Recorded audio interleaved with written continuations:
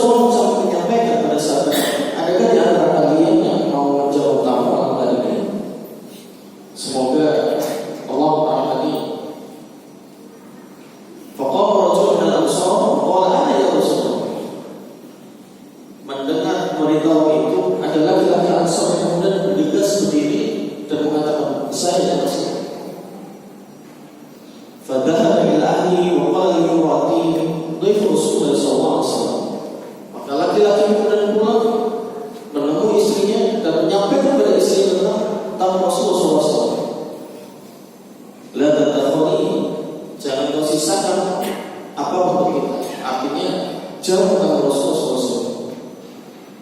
Betapa kagetnya sang istri. Wallah, demi Allah, kita ini tidak punya apa-apa illa mutasyid, kecuali makan malam hari. Maka melihat keadaan ini, sang suami orang Ansor kemudian memutuskan, jika demikian, kalau anak-anak minta makan, tunjukkan dia, bernabi ini. Jangan lupa mematikan lampu, wadah di butuhan, dan kemudian kita tahan malam. Maka keesaan nanti antara jemaah laki-laki ini bertemu Rasulullah SAW. Dan Rasulullah SAW menyampaikan, laqad ajaballahu azza wa jalla min fulan wa fulan.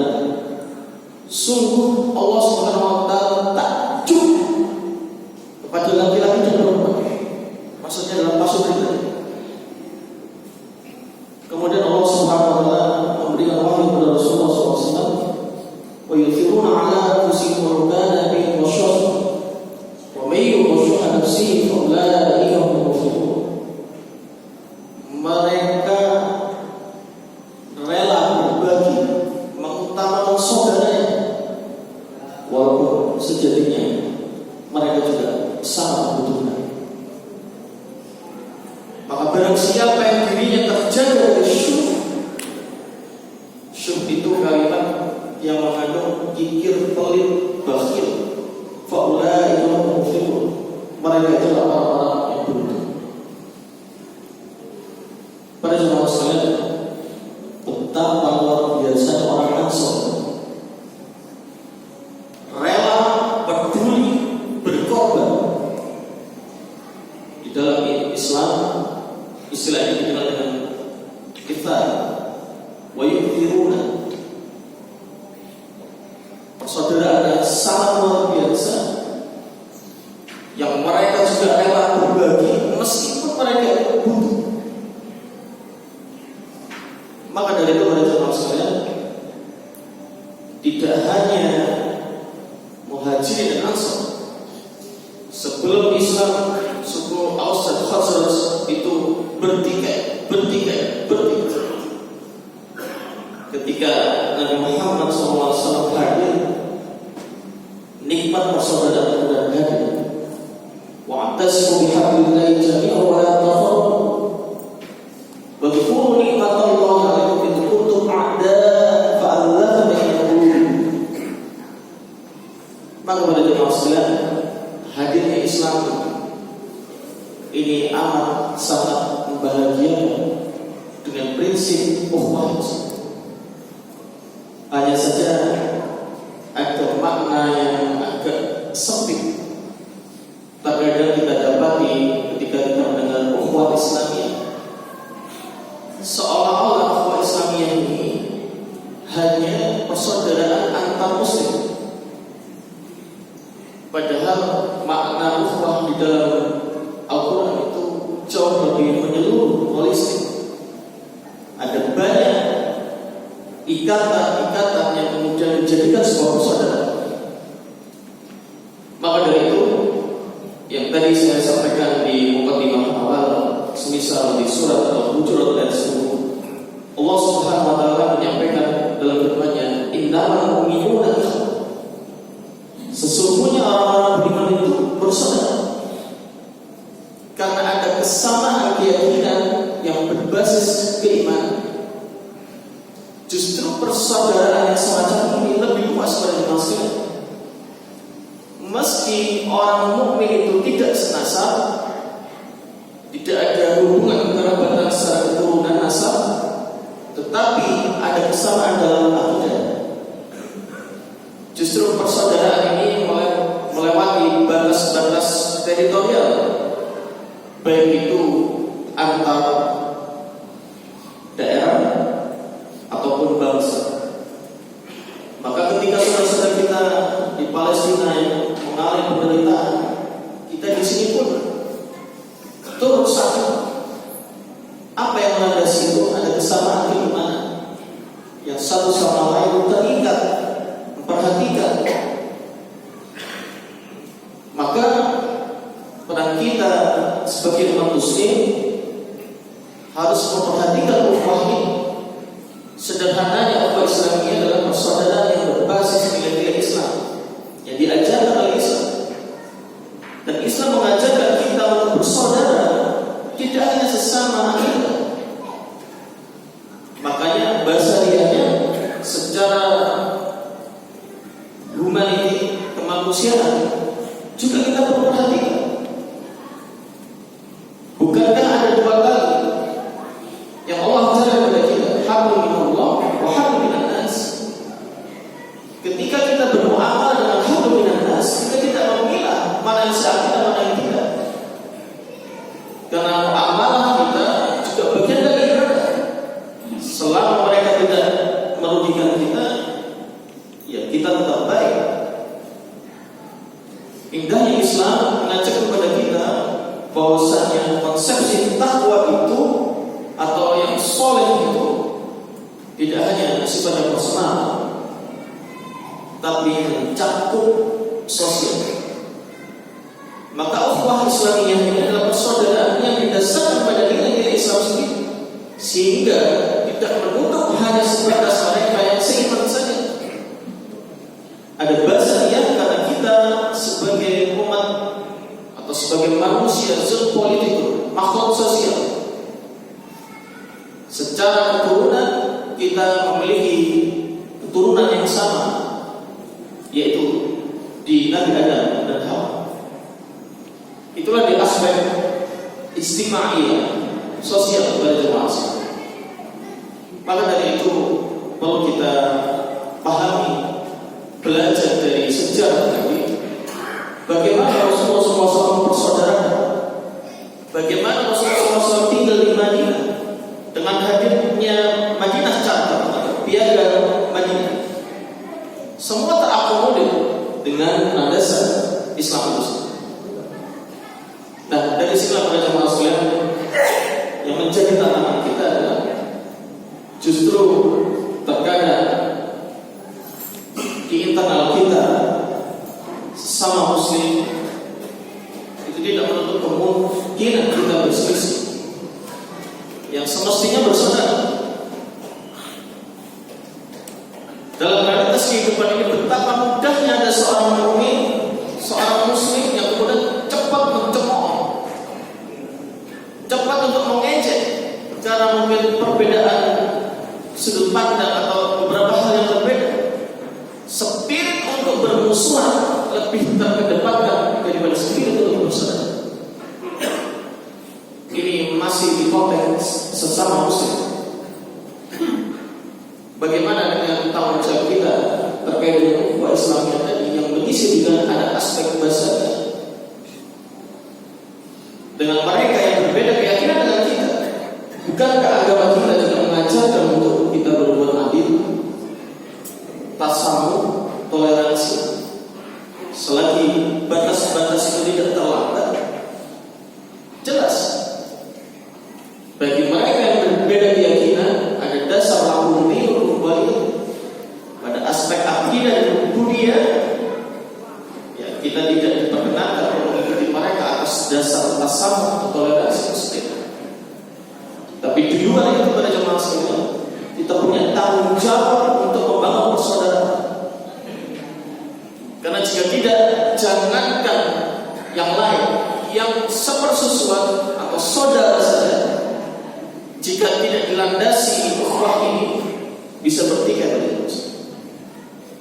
Saudara jadi musuh, teman jadi saudara. Kenapa hal ini bisa terjadi? Saudara seketurunan bermusuhan karena waris, sementara teman sepermainan jadi saudara. Ini realitas kehidupan.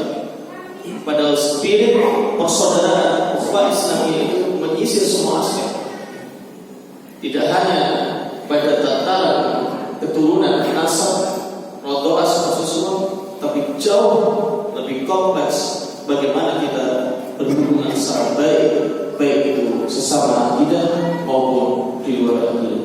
Aku qouli hada wa astaghfirullah li wa lakum innahu huwal ghafurur rahim.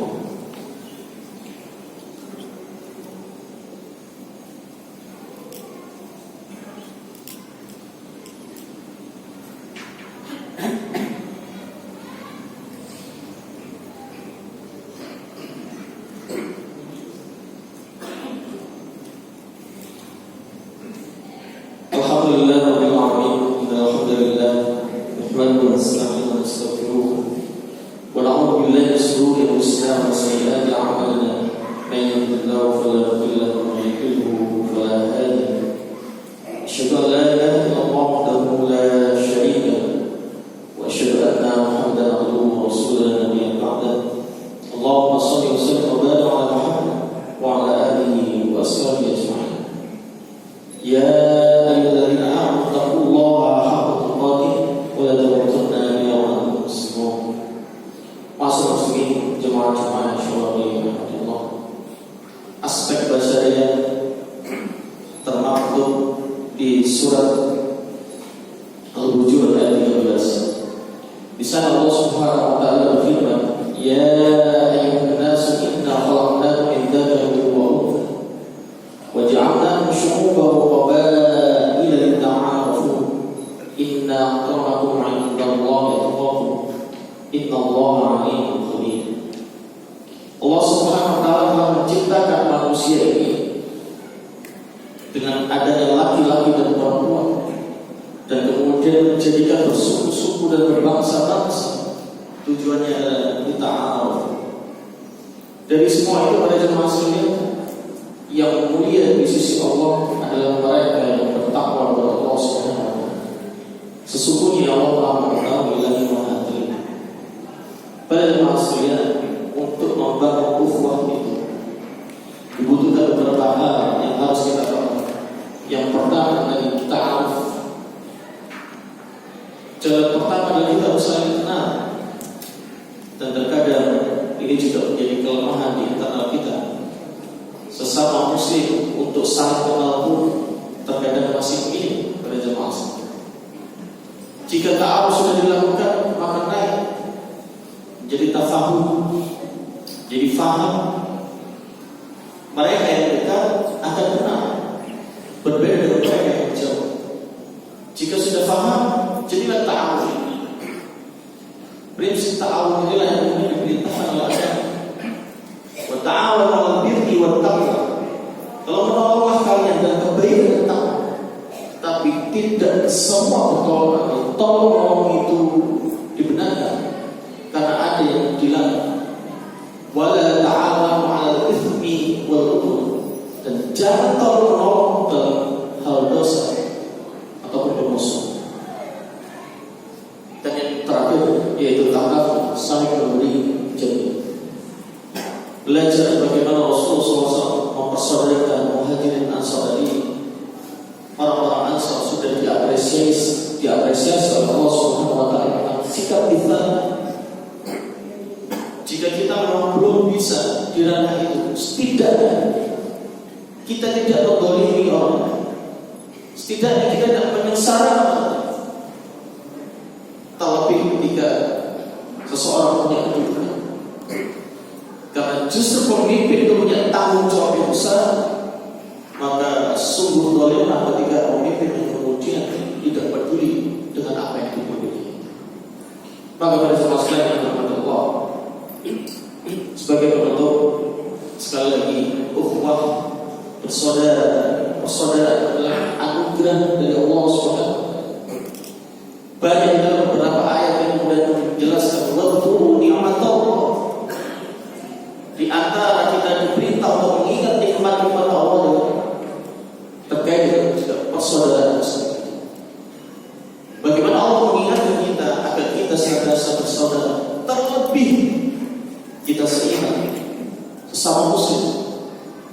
Jangankan begitu, yang non muslim saja kita diminta untuk baik, apalagi sesama saat kita. Namun yang menjadi tantangan di ukhuwah Islam yang tadi pada zaman saya, justru kita terbelah hanya karena perbedaan pendapat yang tidak begitu mendasar. Mudah-mudahan ini menjadi renungan bersama bagi kita, dan semoga hadirnya kita benar-benar menjadi rahmat untuk semesta. Di mana pun berada kita menebar kebaikan, bahkan sifat kita tadi ada dalam diri kita, yang dengannya Allah Subhanahu wa taala membawa kita termasuk orang-orang yang bersyukur. Inna Allah wa malaikatahu yusholluna 'alan nabi ya ayyuhalladzina amanu shallu 'alaihi wa sallimu taslima. Hamdan yuwafi ni'amahu wa yukafi masyidah ya rabbana lakal hamdu min ba'di jalal وجل وعلي سلطانه. اللهم صل وسلم وبارك على محمد وعلى آله وأصحابه أجمعين. اللهم أعز الإسلام والمسلمين، اللهم اغفر للمسلمين والمسلمات والمؤمنين والمؤمنات الأحياء منهم والأموات، إنك السميع القريب مجيب الدعوات القائمة. اللهم أرنا الحق حقا وارزقنا اتباعه، وأرنا الباطل باطلا وارزقنا اجتنابه. ربنا لا تزغ قلوبنا بعد إذ هديتنا وهب لنا من لدنك رحمة إنك أنت الوهاب.